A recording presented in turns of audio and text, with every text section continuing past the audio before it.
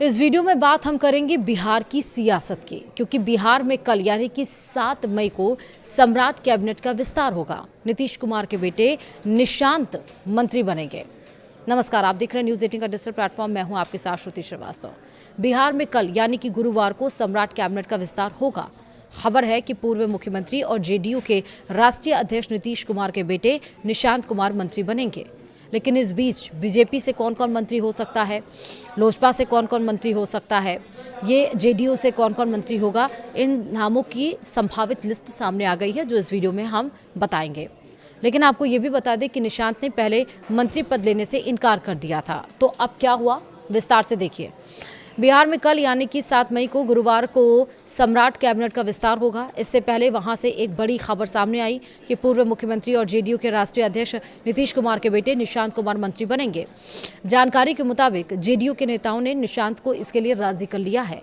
निशांत ने पहले मंत्री पद लेने से इनकार कर दिया था। यही कारण है कि कल यानी कि 7 मई को प्रस्तावित उनकी सद्भाव यात्रा भी स्थगित कर दी गई है।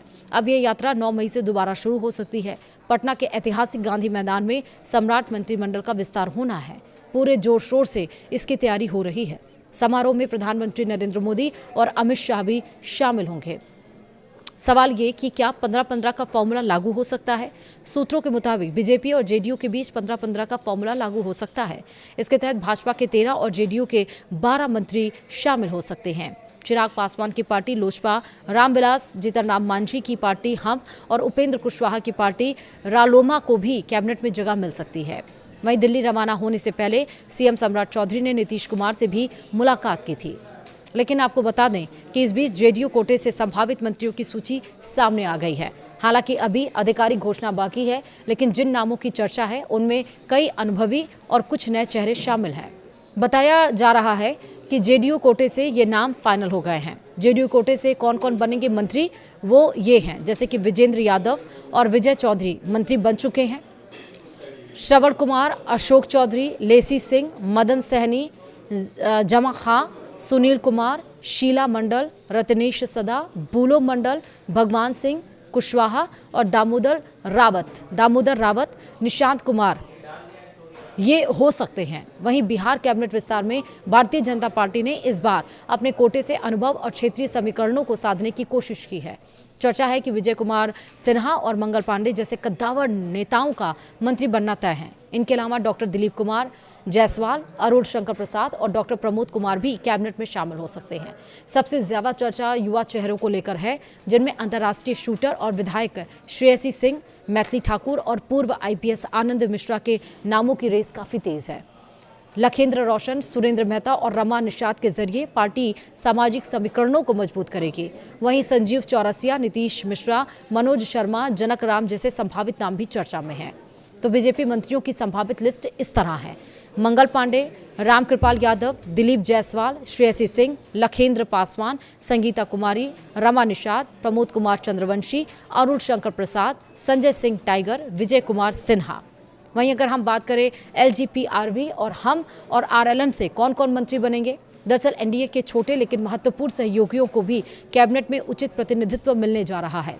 चिराग पासवान की लोजपा, आर से संजय कुमार और संजय कुमार सिंह के नाम तय माने जा रहे हैं। वहीं जीतनराम मांझी की पार्टी हम से संतोष सुमन और उपेंद्र कुशवाहा की पार्टी रालोमा से दीपक प्रकाश का मंत्री बनना तय है। वहीं आपको जैसा हमने बताया कि प्रधानमंत्री नरेंद्र मोदी की मौजूदगी में गांधी मैदान में होने वाला यह शपथ ग्रहण समारोह बिहार की राजनीति के लिए एक नया अध्याय होगा। कुल मंत्रियों की संख्या 30 से 32 के बीच रहने की उम्मीद है, जिससे शासन में नई गति आने की संभावना है। यहाँ यह भी साफ कर दें कि एनडीए के शीर्ष नेताओं की बैठक के बाद ही मंत्रियों की अंतिम सूची जारी होगी। वहीं पटना के गांधी मैदान में होने वाले कैबिनेट विस्तार को लेकर सुरक्षा के कड़े इंतजाम कर लिए गए हैं। पूरे इलाके को 4 जोन में बांट दिया गया है। 3000 से अधिक पुलिस बल तैनाती की जाएगी। इसके अलावा स्पेशल ब्रांच और सादा लिबास में पुलिस मौजूद रहेंगे। केंद्रीय एजेंसियां भी अपने स्तर से संवेदनशील इलाकों में निगरानी करती रहेंगी। मेटल डिटेक्टर सहित कई तरह के आधुनिक उपकरण के जरिए गांधी मैदान में स्कैनिंग की सुविधा की गई है। डॉग स्क्वाड की टीम भी तैनात रहेगी। सम्राट चौधरी ने 15 अप्रैल को बिहार के नए सीएम के रूप में शपथ ली थी। वह बिहार के 24वें मुख्यमंत्री बने। उनके साथ 2 डिप्टी सीएम विजेंद्र यादव और विजय चौधरी ने शपथ ली थी। सीएम बनते ही सम्राट चौधरी ने कई मिथक को भी तोड़ दिया। वह बिहार के दूसरे ऐसे नेता हैं जो पहले डिप्टी सीएम रहे और उसके बाद सीएम बने। बिहार में कर्पूरी ठाकुर अब एकमात्र ऐसे नेता रहे हैं जो पहले डिप्टी सीएम रहे और बाद में मुख्यमंत्री बने थे। वहीं सम्राट चौधरी ने अपने राजनीतिक जीवन की शुरुआत राष्ट्रीय जनता दल आरजेडी के साथ की थी। हालांकि बाद में जनता दल यूनाइटेड में शामिल हो गए। 2014 में जब सीएम नीतीश कुमार ने अपनी जगह पर जीतन राम मांझी को मुख्यमंत्री बनाने का निर्णय लिया था, तब सम्राट चौधरी जीतन राम मांझी की सरकार में मंत्री भी बने। जनता दल यूनाइटेड छोड़ने के बाद वह भारतीय जनता पार्टी में शामिल हुए थे और अब भारतीय जनता पार्टी ने बिहार में अपनी पहली बार सरकार बनाई। पहले सम्राट चौधरी को डिप्टी सीएम बनाया और अब उन्हें सीएम बनाया। कल कैबिनेट का विस्तार, सबकी नजर इसी